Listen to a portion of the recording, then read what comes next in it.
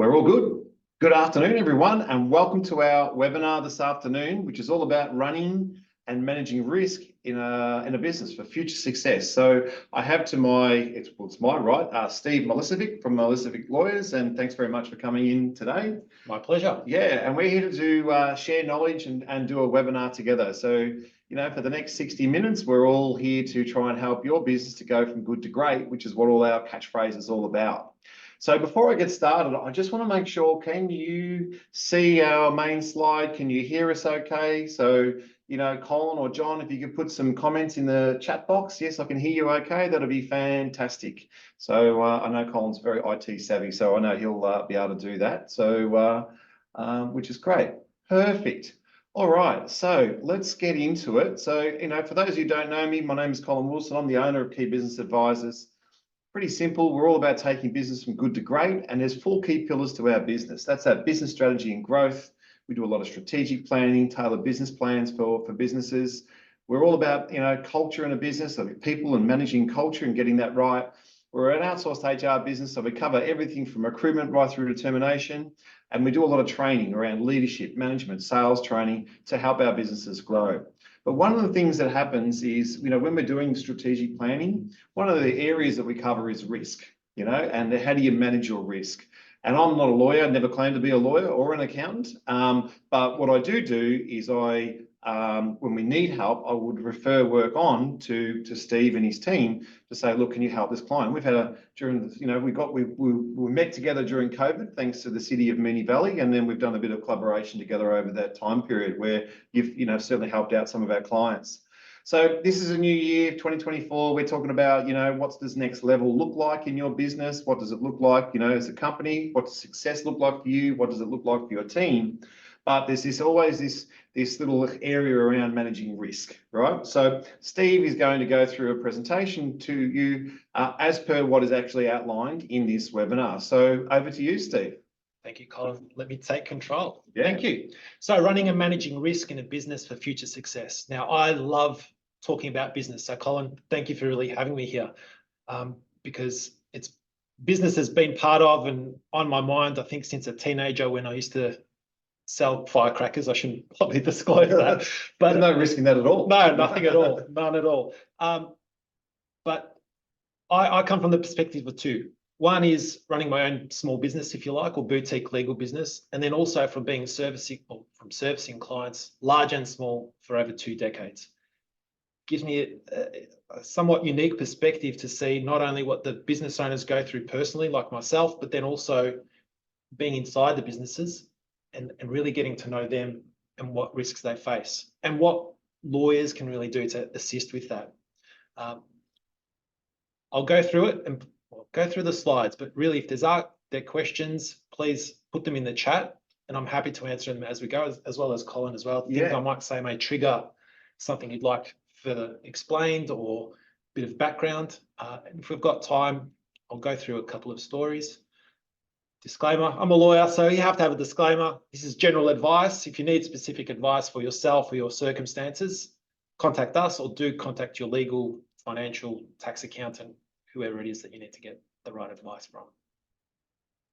So the agenda to today is just to start you thinking about what is your business, what the risks are, and also opportunity, how to protect growth and reduce risk, and then we'll deep dive into a couple of, or 3 areas: ownership structures, shareholders agreement, intellectual property, and AI. I just have to talk about it because it's going to impact, I think, everybody in every sense of the word, or in everything we do, not just our business.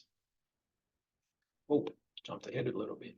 So let's think about, what is your business? Sell goods, services? Are you physical? Are you online? Are you a combination of everything? And the way when clients come to us, we take a holistic approach. So it's not just the business that you've got on paper, but it's you and your business. So we look at it, the whole perspective. And then it comes to, well, what do you own and what will you own? Is it goodwill? Is it IP, property, clients, employees, et cetera, et cetera? And at the end of the day, it's really about protecting you and your wealth. And we do that by sitting down with you, actually getting to know you. And that's different these days, and especially during COVID, it was very different. But now we get to meet again face to face, and it really is different when you do so. And I'll just disclaimer as well, I should say, I use ChatGPT for most of these slides. So you can probably tell the difference between human photos and those that are made up. That image that you're seeing right now is all off ChatGPT and was done within about 2 minutes with a 1-sentence prompt. And it was meant to say, give me examples of 12 businesses, images, and make it colorful. You can see the spelling's wrong, etc. But it is really going to be life-changing, I think, for us business owners. I think when we talk about managing risk, how many times, like staff like to use ChatGPT as a way of, I use the word cheating the system a bit, right? But again, you've got to have that thorough check to make sure that it's not going to expose you in the future. Absolutely, absolutely, and that's the risk and the opportunity, which I mentioned in the first slide. Yes, it's a risk. You shouldn't be doing it. Double check everything. Treat it as a really smart person that has no idea about the real world. But it's a tool that can be really maximized and save time, effort, increase productivity, increase enjoyment for staff. Because if you take the low-level activities off them, they get the high level or higher enjoyment activities. So we start balancing it. Another beautiful slide: business risk, competition, risk to assets, bad debt, etc. There's lots there. Reason for putting it up is if all you do is focus about risk, you start to get headaches. And I usually approach things with a cup half full and risk opportunity. When I've done SWOT analyses in the past, you start to look at your strengths, your weaknesses, your opportunities, your threats, and the strength and weakness sort of balance out, and they both become they're both a strength and weakness, and threats and opportunities, a bit of both as well. It's really how you come at it. And one of the things when I'm doing some strategic planning, I always say risk is good. You've got to take a bit of risk, so because you can't move forward unless you take risk.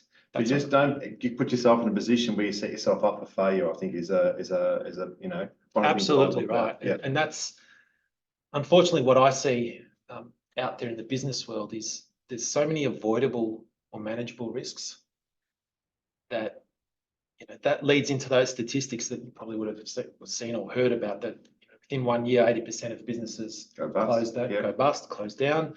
And then of that 20% that survive within 5 years, another 80% of those are gone as well. It's like, well, maybe that shouldn't happen if the right steps are taken to manage the risk. Yep. The ones that you can. There's things that always may come out of the blue, but if you manage the core ones, frees your time and resources up, and maybe avoid the other ones.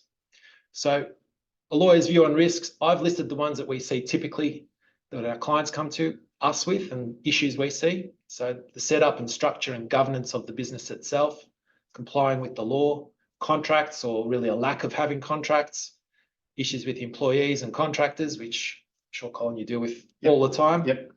Intellectual property, protecting assets, the unfortunate what-if scenarios. We're all going to exit this world one day. Have you thought about succession? What happens if you get ill and you can't operate your business? Or what happens when you pass away?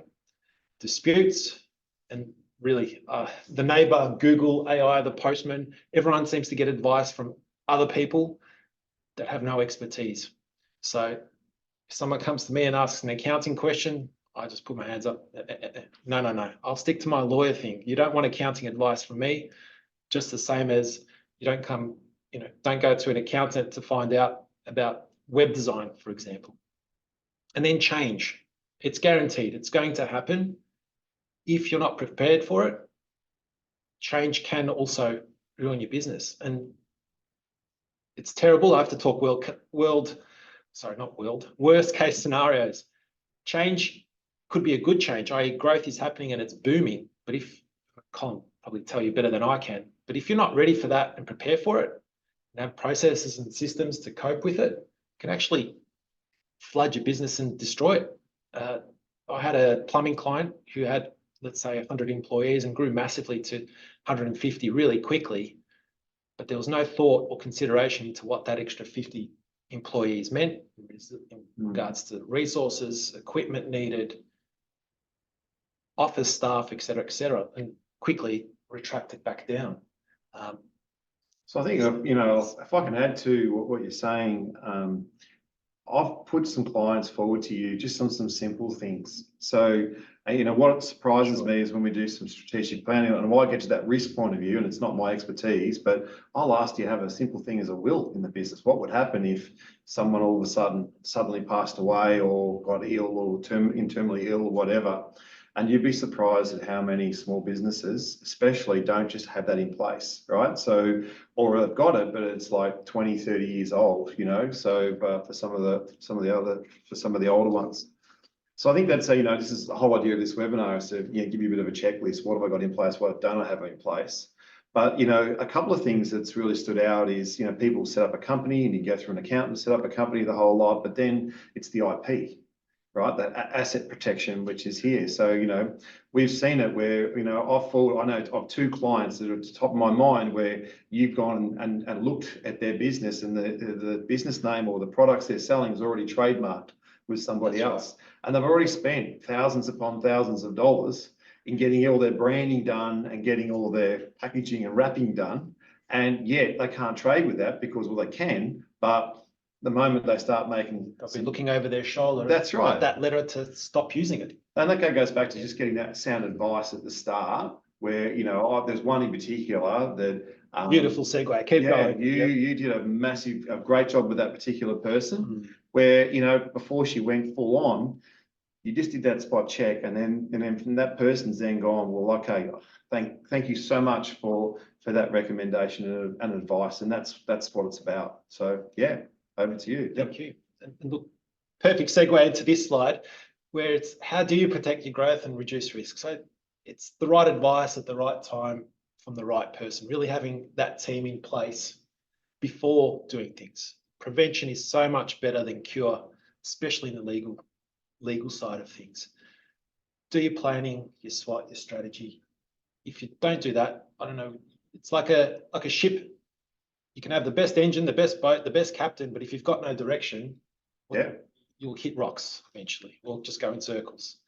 Of course, speak to Colin about those sorts of things. And the key is to take action. So part of what us lawyers do, you come to us, we identify the risk, we assess it with you, we look at how we can prevent it. Can we mitigate it? Can we protect against it? Then also, what are your future goals? Because that will determine what action or options are better for you right now. And these may change in the future, but we set it up now, what we know and what you want to do, and then reassess again, potentially in the future. That story about that client, I had another cafe story, if you like, about the right advice at the right time, where two gentlemen went into partnership. They took a transfer of lease, but they went into the premises before actually having official documentation signed. They wanted to change parts of the lease, etc. The landlord said, no. Forward 3 years later, they now want out of the lease and thought they could just change the lease after they'd been in there for 2-3 years, etc. And so, no. And if you'd come to me for advice back then, I would have said, you don't go in until you get the deal that you want, or you know what deal you're going to have, and take it or leave it. It's like, oh, well, if I knew this would have happened, I wouldn't have done it. It's like, well, that's a decision you should have made right at the beginning. And perhaps speaking to someone like yourself about the planning and the strategy of it, but then also a lawyer to protect yourself from that situation exactly. Well, we get it, because what happens in a lot of small businesses is emotion. They get emotionally attached, or emotionally an opportunity comes. This is going to be financially sound for us. It's a no-brainer. We're going to have a great win here. And you jump into bed without doing that due diligence. And, time and time again, you see it where it just bites people, on the backside, and then all of a sudden it ends up getting into an angry argument, and that's like what's the golden sale to a lawyer firm, isn't it? Like there's lots of disputes, there's lots of arguments, and that's where the game is on. But I know you, Steve, you like to do the proactive work, like what we do, like get into that proactive work, get the foundations right, get it all set up. And in that way, I think it's really, really important. I just want to ask a question. What about, we do a lot of work with some clients where there's generations. So there's like, what's the hand down from one generation to another generation? And, you know, what's your advice on that? Because that can get a little bit prickly. So, you know, Absolutely. I've got 2 daughters, and one daughter doesn't really care about this business, but the other daughter, you know, she's very much like, I'm going to come in, I want to run it, and you're going to do this with me and do that with me. So we're not, she's only 21, right? But there are people that I know that you know, that are got a, you know, fantastic family, you know, they want to hand that business down to the next generation, but there's that awkward conversation, you know, how does that make that work? What's some of your tips on that? We're seeing this a lot, actually, more and more. I was trying not to mention COVID, but I have to. I think that triggered for a lot of people the what if scenarios, and the tips are to try and have an honest and open conversation. And sometimes it can't be done just with the family members. You really need an external party, Third party, yep. Third party to come in. That person can raise the difficult, uncomfortable issues. We do it quite a lot. We'll get to the next slide where I can give an example, the next couple of slides, because it can be difficult, absolutely, because of the personalities, the history, the promises that were made or not made or kept or not met, and then it can't all be decided by one person. No, it's all emotion too. It is. It's an emotional roller coaster ride. Yeah, yeah. It is. Yeah, and the best way is to start early and start talking about it. Sorry, I'm just thinking of 2 or 3 clients we've got at the moment that are going through exactly this process. And with one of them, there's a patriarch, and he fell ill. And they'd started discussions, but then he fell ill, and it just brought right to the forefront. You know, he's in his 70s. He's still got a toe in the business, but really he shouldn't. You know, he's got children, 3 adults, 2 want to help and run the show and really have, but not on the paperwork. And that has a big influence. If he fell even further ill and wasn't able to make decisions, then what happens? Yeah, that's right. And then you get into this mess, and then, you know, obligations compound. If there's issues between the siblings as well, this can all be brought to the forefront, mapped out, so everyone understands where they are. It's like a relationship, right? You want to, we get into a relationship. We always talk about what we're going to do to get into a relationship, but we don't talk about should the relationship go. I'm not getting into marriage counselling here. It feels like yeah, it. it's right. Should the relationship not go to plan? And you're not a family lawyer anyway, but yeah, should it not go to plan? Or what does that look like? Now, in commercial business, we always have a plan of going into business or some sort of idea, but we don't have that, you know, plan at the other end that, you know, what's my exit strategy? And then, you know, what does that look like and how is that going to work? So I'll let you continue on, and then I might add a little bit later on. And can you let us know how we're going so far? Are you happy with what the content that we're putting up in the webinar so far? So, and for those of you who don't know, I'm a pretty tall person. I'm 6 foot tall, and Steve Maybe I should stand back so Steve here is very much what are you, 6'6"? 6'6". 6'6". So yeah, so I feel a bit intimidated here, but that's all good. No, over to you. Excellent. And if there are questions, yeah, please whack them into the chat box. Yep. Slide. Okay, so ownership structures. So the way I approach this with some clients is you want to be wealthy, usually. What do the wealthy actually do? Pretty much guarantee you that with that wealth and that intergenerational wealth and passing things on, it's structured, it's advice driven, and also commercially driven. So part of that key is, well, why would you want ownership structures? Well, the number one sport in Australia is trying to pay less tax if you can. So minimizing tax, protecting the assets, reducing the risk, having that governance aspect into it as well as that legacy of, well, what happens at the end of my business career or business ownership career? What do I want to see happen? What do I want for my future generations, etc.? And then setting that up for success, which ties into the beginning. Well, if your plan is to sell quickly, it may not be. Different structures apply to different pros and cons. So when you mentioned before, I'm happy to share, if you like, the attendees can send them a checklist that they can do themselves. That'd be great. Yep. That gives them a report on what some of the key things are that they may need to look at urgent, like it'll prioritize different legal issues that they may have. And then also with ownership structures, I can also provide a comparison table of the types of structures, the different pros and cons on a general level, but just so people have more information and a better idea of what they actually mean, which ties into the hotel partnerships story. So why we go into ownership structure is pretty clear. The hotel partnership story is clients of ours who came to us when they were looking to sell their business, and they described it as a partnership. But part of the records showed clearly it was a company with shareholders. Now, if they'd come to us again at the right time, at the beginning, we would have made that clear, because when lawyers hear partnership, it has actually a legal meaning, which means those partners are liable for everything that business does. Each partner is. So they're joint and severally liable. So the partners can't just go, oh, I'm a 50% owner, therefore I'm only liable for 50%. It's like, no. It's the whole bucket. So when I hear partnership, I usually jump in my chair or take a deep breath, because lawyers usually wouldn't recommend that sort of structure. So the types of ownership structures most people would be familiar with is the sole trader, and most businesses start there. Yep. There's the company, Pty Ltd. There's the partnership I just mentioned, and then there's this thing called trusts. And one of the key things that I find with clients is there's a real misunderstanding about what those actually are. From a legal perspective, the company is the one that's a separate person, and that's the one that can separately own things to yourself. And that's a way to create that asset protection barrier, if you like. So you're not personally liable for what the company does.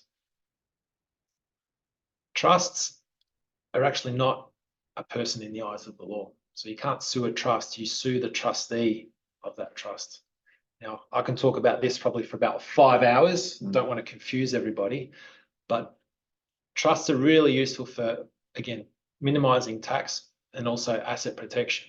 So if I had a trust over the cup of tea and you sued me, I'd say, well, I own nothing, because I'm holding that cup on trust for the beneficiaries of the trust. And now there's different types of trusts and different combinations of all of those structures. You can be a sole trader with a trust, a company with a trust, partnership as a trust, and then at different levels. The most popular one we see with most businesses is the company, and then there may be a trust involved or not, depending on, again, what do they actually want to happen in the future. For the more sophisticated businesses, what we see is then a separation of the assets that the business owns to protect those assets from a potential business failure. And again, talking worst case scenarios, but it's really important because things can happen. So, everyone's looking at building and construction at the moment. There's some big companies going into liquidation. It's through the use of these structures that those individuals that own them can continue to hold that wealth. It's also a good commercial way to operate, because you can start to minimize tax and have asset protection by having assets held in different entities within a group. And that way, if the business or lots of the business risk is within this entity and that goes under, you can protect, looking at the camera, protect your IP over here or the land holding in a different entity, so it doesn't get drawn into or fall down with that business if it was to happen. Questions? No questions. Continue. No. Okay. So I mentioned earlier why contracts with ownership structures. These points on the shareholders agreement that you see in front of you can be used in all of those, except for the sole trader. You wouldn't have a contract with yourself, but whenever you're in business with anybody, it really should be mapped out clearly who's doing what and what those, and this is where we have that sort of difficult conversation that you mentioned earlier, where we'll sit down with the owners and say, well, what happens if someone dies? And no one likes to talk about it, but it's like, well, I point fingers to really bring it out. Well, what if you die? What if you die? What if you're in a car accident, you're in a coma, and then what's going to happen? Depending on the size of the business, where it's at, you get varied responses. For the larger ones, they may have management underneath them, and you probably deal with those sorts of worst case scenarios happening, and then who can do what within the organization. with smaller ones that are starting out, it's really important to get that clarity and alignment. And we ask those sorts of questions. We try and put it all down in writing. We actually demand it of our clients because it is different when it's written down and they've read through it and sign off to it. And so those hard issues, one that no one really, we find, don't think about beforehand, is if they're married or have a spouse, what if that fails? What impact will that have on the business? Well, that's a real hard one, because I've been married to Lorraine for 31 years and in business for 16, and I just learned you got to make sure it works, right? Because otherwise I wouldn't even want to contemplate going down that path, right? But it happens though, doesn't it? It does happen. It does. And unfortunately, yeah. Well, the stats say it's like 50% of those, spouses or marriages will not continue. Something may happen. So it's almost like put on a fortune teller type hat, and having seen what I have over the last couple of decades, etc. It's like, well, these are the key ones that may come up, like more likely than not.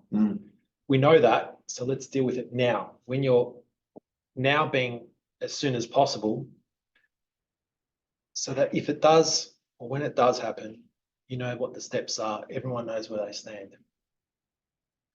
Confirming who contributes what. Sometimes it's not always cash money. It's what's in the mind or the effort. Whose roles and responsibilities.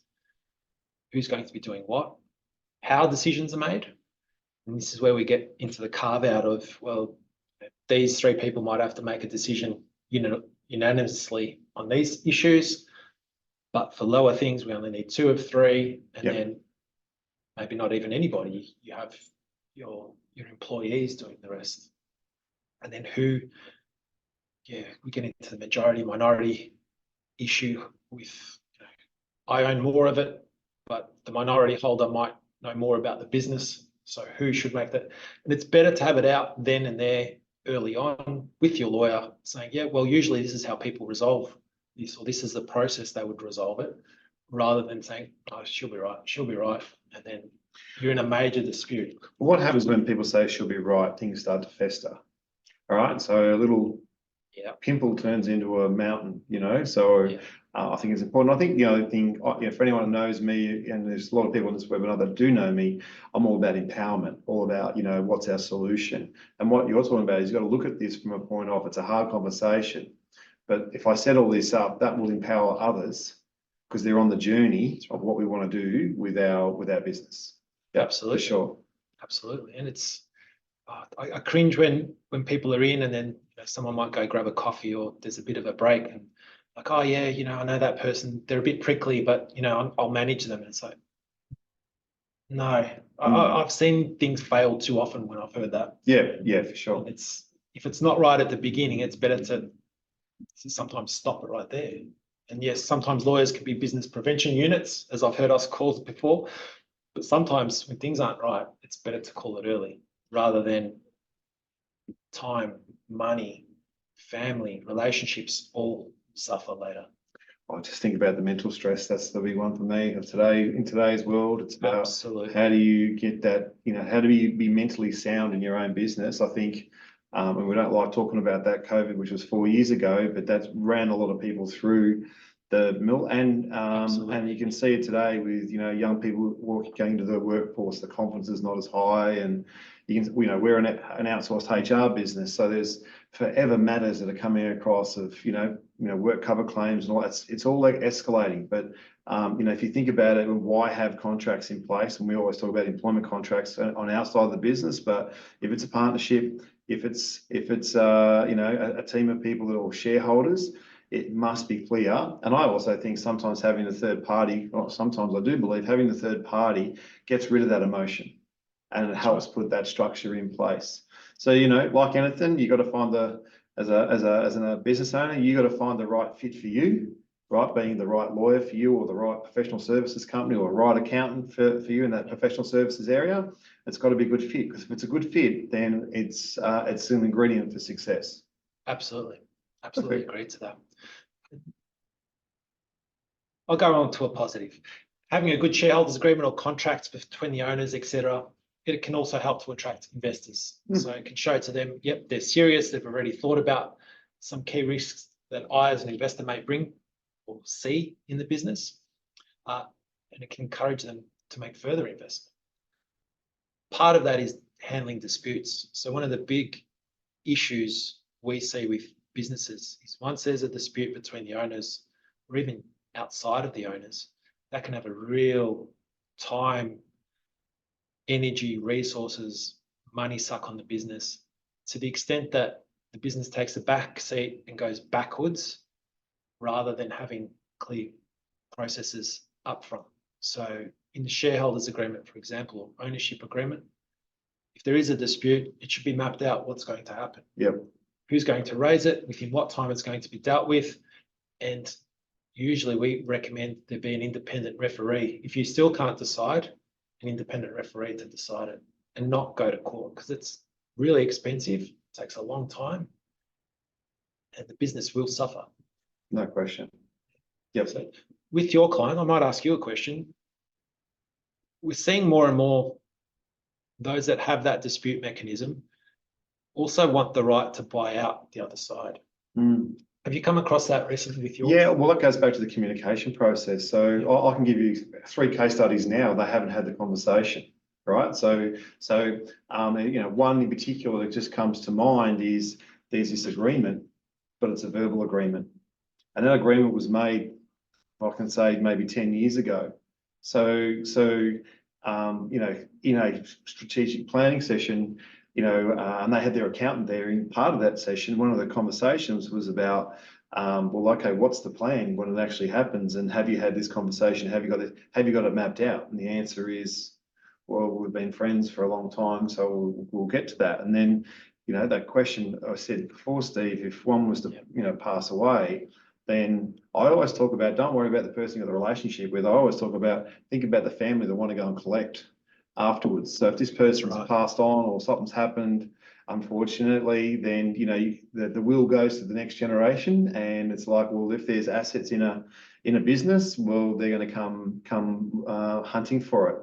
So a lot of companies in the larger end, that are in that 100 million plus, they start to bring in a board into their business and set up a board structure to get all that sound advice. But again, rules have changed with boards, as we know. They're liable now for if the business is not successful. So the world is moving in, there's moving parts when it comes to all of this. But to go back and for a client who has sold their business and it's been done to the next generation down, but people who've managed this business, because you normally that's right, employee option schemes. How do you sell a business, or how do you buy a business? And normally, how do you buy a business? Normally one of 4 ways. It's handed down to a generation. You invest in a franchise, you buy out a competitor, or you buy a business, or you start something from scratch. It's normally one of those 4 things that people go and do. But you've got to have that in place. So when that next generation comes across, whether it be your employees or family or whatever it may be, there's a clear pathway. And you can do things cleverly too. You can I know for a fact that we've got a client that's gone, well, okay, I'll give you 20%, and then I'll give you another 20%, another, so all of a sudden the changeover is a slower process. And they're still getting some, revenue within the business. This business is very, very successful. So you'd have to do something terribly wrong for it to not produce the income. And then it's that change of guard. That's the other one too. So, part of this agreement is, you need to, if there is going to be a hand down to another business, it's that change of guard. And there is one particular company I've worked with where I've pretty much set it up that, the father needs to back that next generation and not come in over the top and knock some decisions that might be made, because that just disempowers it. So there's plenty of case studies we can talk about, but I'll go back to what you say. It's about having, I always talk about that clarity and buy-in, right? So when we're doing something, everyone's got to buy into it. We've got to have 100% clarity that, when we trust the process, if I use that word, we trust the process, that if something goes wrong, well, we can call on somebody to come in and help us sort it out. So are we on the right money with what we're saying? So feel free to put a couple of questions in or a couple of responses in the chat box, because it's very important to me. And Thanks, Sharon. I'm glad you're on this webinar. But are we making sense? Is this making sense to you, or does it sound too hard? I mean, for me, it's like we know we've got to do it, but have we actually, put things in place? And then for me, the big one, Steve, is how often do we get it bench tested or checked? Is that something we do every 3 years, or something we do every 5 years? What's your advice on that? My advice. We've got the right. We've engaged you. Say, we've engaged you. We've put a structure in place. But when should we go back and recheck that structure to make sure it's right? What's in your mind? Every 3 to 5 years is a good ballpark thing you should be thinking about. But if there's any events that happen in between, major events that change your mind about what's in there, then do it straight away. Do it straight away. And that's part of, we talk about the exit strategies, the selling or the passing down between generations.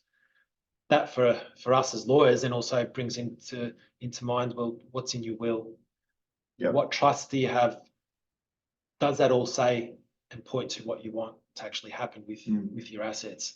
And yeah, look, life changes, things change, relationships change with employees, with co-workers, with children, with siblings, etc.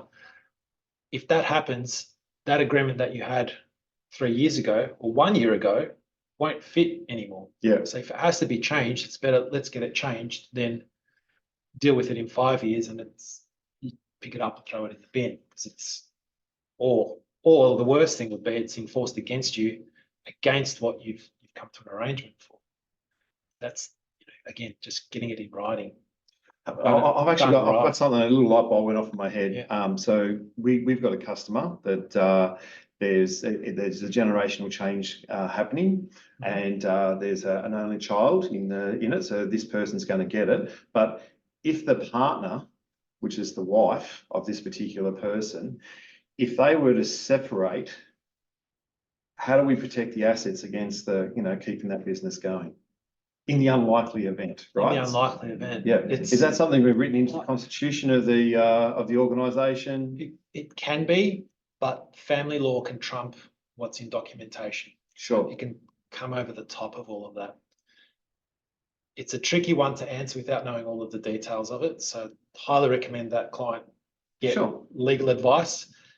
There is ways through the will, there's called bloodline wills, etc., that you can carve things or make things in a way that it pass only to the bloodline relatives, for example. But it is quite technical and really complex to do so. And again, if it's not done right, family law court can come in and say, we ignore all of the paperwork you've done. We're going to look at it from the outside view and trump a lot of it or all of it. So yeah, really need to get advice, and if they need it, that's a biggie. Okay, let us know. But really good question, really important, and that is something we raise with owners: is do you want to be in partnership with that person's husband, for example? Yeah. Or what? Because who's going to get their share of the business? And if I've got grandchildren, I want to make sure that if this person was to pass away, which is the family bloodline, I'm happy to give the partner some, but I want to make sure it goes down to my grandchildren. I mean, you have that choice as a business owner, correct? Right? To try and put things like that in place. A lot of food for thought. There is a lot of food for thought, and sometimes the solution to it is on the passing of that person, there may be nobody or no child wants or grandchild wants to take over the business. Yeah. So it's better to sell it and maximize the price so that those who are left behind get the maximum value, tax minimization, etc., and that person making that will has that comfort. Good conversation. Very good. And this architect story, which I put down the bottom, a similar sort of thing happened. It was a architect firm started by one individual. It grew and grew and grew. He had 3 junior aspiring architects, promised them all different things, didn't document it properly. Fast forward 20 years later, now there's huge disputes between them about who's to get what, whose option to exercise purchase of some shares or some ownership intermixed with a unit trust that no one knew about, and it could be an absolute nightmare. And it didn't have to be. And if there was conversations, all right, it got set up 20 years ago, wasn't done right, but then 5 years later, 10 years later, not let it get to the dispute stage can make a huge difference in the outcome for everybody. So now you've got 4 owners not really talking to each other, and guess what's happened to the business? Yeah. And if they've got a team of people, they'll see it going on, and they will get disengaged with the business for sure. 100%. And that's what's happening. Staff are now leaving. And then that knowledge that's been built up The over the IP, last 30 years is disappearing. Which is, again, good segue into the next slide, which is talking about IP. And the reason I bring it up is, for me, I see it's the most misunderstood area amongst business owners. I describe it as a bad onion. There's multiple layers to it, and it's bad because there's holes in it and it doesn't really make any common sense. And I appreciate that. So you know, people mention copyright, trademark, inventions, and those sorts of things, and the interplay or the myths that are out there, and we'll talk about some soon, really can undermine what the business is. So when you were mentioning that client that we acted for, I had a similar one with the beauty salon that, you know, busted their gut. They got premises, they put the signage up, they're 3-4 months in, and then they get this letter from this international mob who were selling things online as well, that you're now in breach of our trademark. Heartbroken. Well, Steve, what do we do? We've got this letter. They want us to give them all of our profits. They want us to change our name. It's going to kill us. So that could have all been avoided if right at the beginning, when they were deciding on the brand or the logo that they wanted to go ahead with, they did a thorough due diligence about what is out there in the market, what's been registered on IP Australia for trademarks, and then in a way knowing what the risk was. So maybe and I get that sometimes, I tell clients, no, you can't use this, it's used by somebody else, it's registered. Clients say, oh, don't worry, we're just going to be, you know, the small little,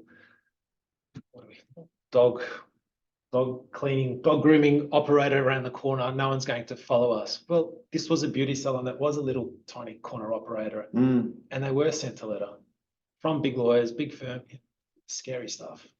Yep. In the end, they had to, but they did change, but they didn't have to pay any profits. They got them out in a good deal, as best as we could for that situation. But I mean, fast forward 13 years, and they would have had a bigger business, more profitable. Yep. Then it's worth that pre-existing trademark owner going, wait a minute, we're gonna sue you for this because we can see there's more there. Terrible. I get worst case scenario stories, but so then I always talk about the myths, because then that helps people understand, wait, this is quite a specialist area that can easily be misunderstood. So the top 4 I always hear is, I paid for it, therefore I own it. Not always the case. The software developer story. So a client paid a software developer to develop an app, which they did. Here's the app, start using it. It actually goes gangbusters. The way copyright law works in Australia, so copyright would protect the code. So you can't copy the code. It's content written. Correct. Yep. So the software developer developed the software or the code.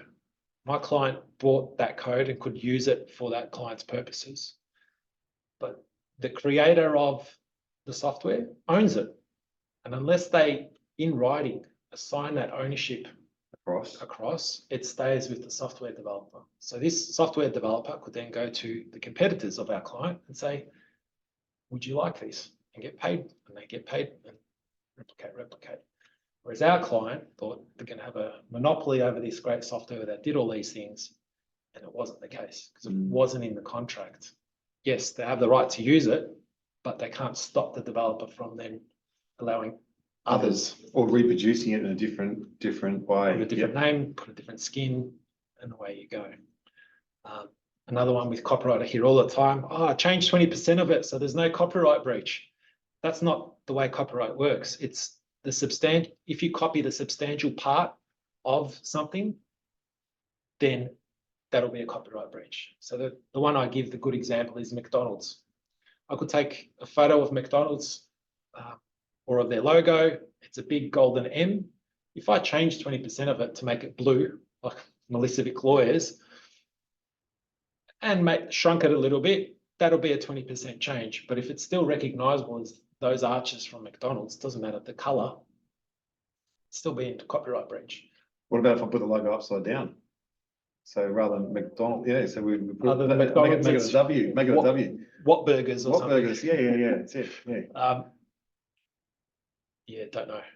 Is it still similar? Will someone confuse it? Same Probably colour, not. everything just Same put colour, upside just down. upside down. Yeah, I thought about McDonald's lawyers before. Mm. Don't know if I want to be that sort of. Okay. Yeah. Anyway, All good. sidetracking. Registered business name means I have trademark protection. No, all that means is that you've protected the name and no one else can use that exact name.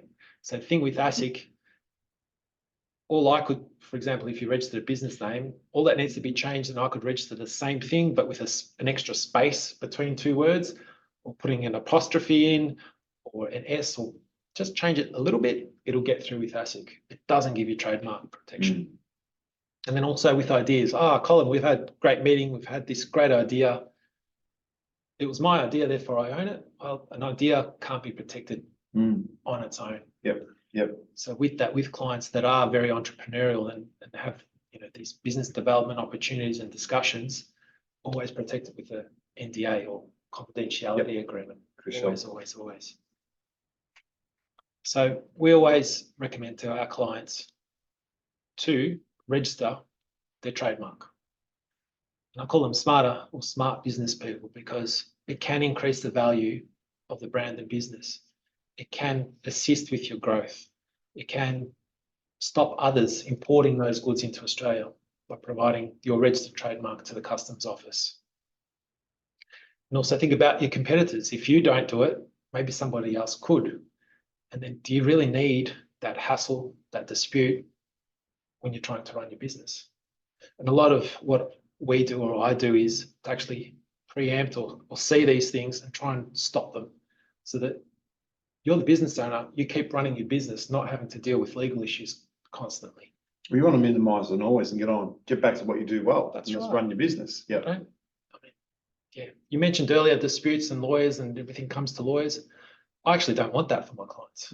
I prefer the front end. Let's prevent it. Let's crystal ball what are the main things that may happen so you can move on and thrive. But also too, if something does happen, you're on it. You're onto it. You know what's in place. I think that's and that's the invaluable getting advice. That's the whole idea of getting advice. So, yeah. That's right. Of course, a registered trademark, it's an asset. You can sell it to somebody, you can license it to someone. Franchising, the whole franchising industry is based on having a registered trademark that you license someone else to use. And it's also really useful, especially in this day and age of media channels or social media. If someone is using something that's the same or very similar to your trademark, it's a lot easier to get that ad or that post taken down by Facebook or Instagram or whatever it is, by saying, here's my registered trademark. It's for the same goods or services or similar ones. They get it. And then it actually does. We've done that, helped clients with that in the past. Right. Generative AI. How are we going for time? We're going good. Going good. Okay, so AI has been in the news a lot. We are using AI right now, doing a webinar. Everyone who's got a phone has AI. Everyone who has a calculator has artificial intelligence. The big difference now is, and what it is it's generative. It creates content or creates things that didn't exist before. There's a whole wrap of legal issues that come out of that. And I won't bore everybody with it, but I can talk about it forever.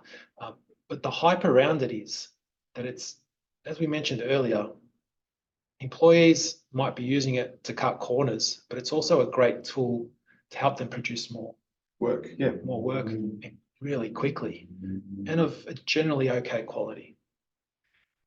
We've dabbled in it with our law firm and it's nowhere near good enough for legal advice. So don't use it, please.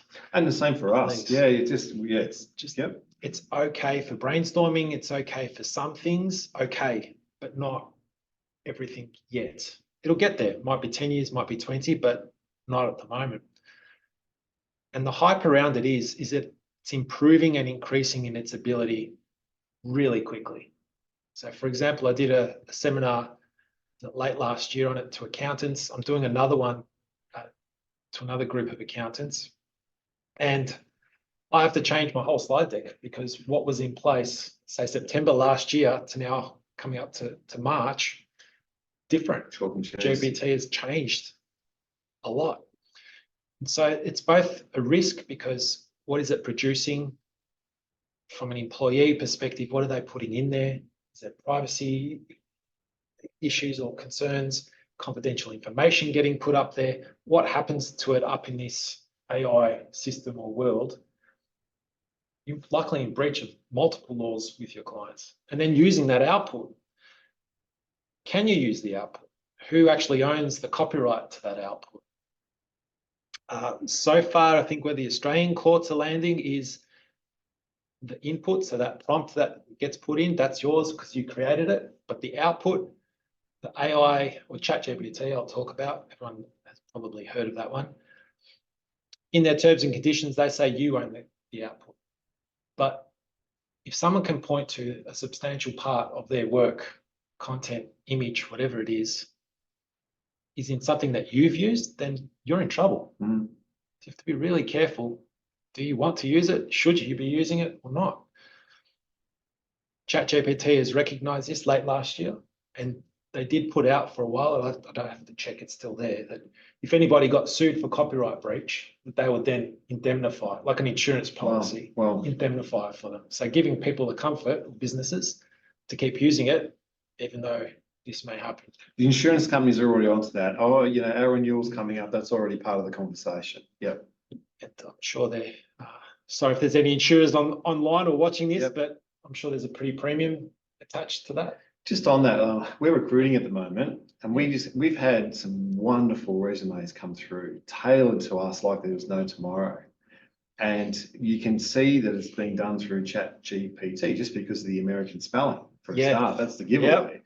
But you know, 100%. One in particular, like on paper, like I've got to get this person in front of me, you know, now because it's just spot on. Amazing. Right. But it was definitely a moment of what we got in paper to what we interviewed was chalk and cheese. So that's I can tell you it's going to disrupt the recruitment world because the people are onto it. So, you know, you put the job ad in, you put the company in, you ask ChatGPT to write it all, and it all come out in one hit. And younger generation of today think, well, okay, this is all good, you know. But again, I sit back, you know, for us in our business, we look at it, we refer to it, we might put a few things in ChatGPT, but we're still clawing it all back and going back to our own IP, making sure. So sometimes we just use it to say we're on the right track with this, especially with our newsletters and stuff like that. That's a really good way of doing it. Yeah. Look, it's got good uses, and it does. Again, it's that risk versus opportunity. You can look at it one way and say, oh, it's a total risk. We're never going to use it, never going to On the other hand, there's an opportunity there.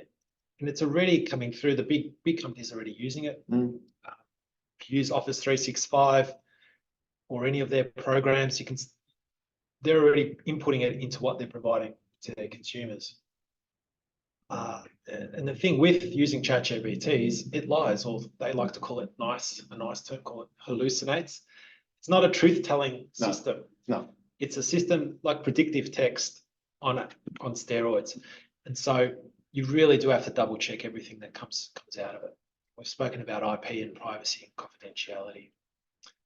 Now we're nearly coming out to the end. So in summary, about running and managing risk in a business for future success, identify the risks. Us lawyers have a particular way of identifying them and looking at them. Accountants would have their own way, and you as a business strategist, consultant, etc., would have your own different take on things. So you need to get all 3 or 4 types of analysis happening. You have to assess it. What's the likelihood of it occurring? What are the consequences of it occurring? And then you take action to prevent it, mitigate, and minimize. So that's what us lawyers do all day, every day. But also take action to take advantage of the opportunity. AI, as an example, it's a risk, but also a great opportunity. It's better to be on the front runner, riding the wave, if you like, with it into the future, rather than trying to catch up with those who've already been operating with it for years and years. And it's always about an eye to the future. So consider the succession, consider what legacy you want to leave to others, and bring that all together and you put into a good plan and go ahead with it. Have we got any questions? Have we got any questions anyone wants to ask? You know, so we've got to put in the chat box if it's easier, but you know, is there any questions or anything you want to cover in relation? While they're doing that, maybe Steve, if you put your next slide up, because if anyone wants to have a contact you, I mean, by all means, feel free to contact Steve. But can I just say, like, you know, within our business, you know, I'm very passionate about what I do. We're all about growing businesses and everything like that. And what tends to happen, you know, over especially probably the last 5 or 6 years, you know, you see we go in and we might do a strategic plan with a client, and I'm all about, well, okay, you know, your advisory board is, you know, somebody I see it, somebody who's driving the outcome to push you to grow the business and protect you know, one of your assets being your people and grow that. That's what we do.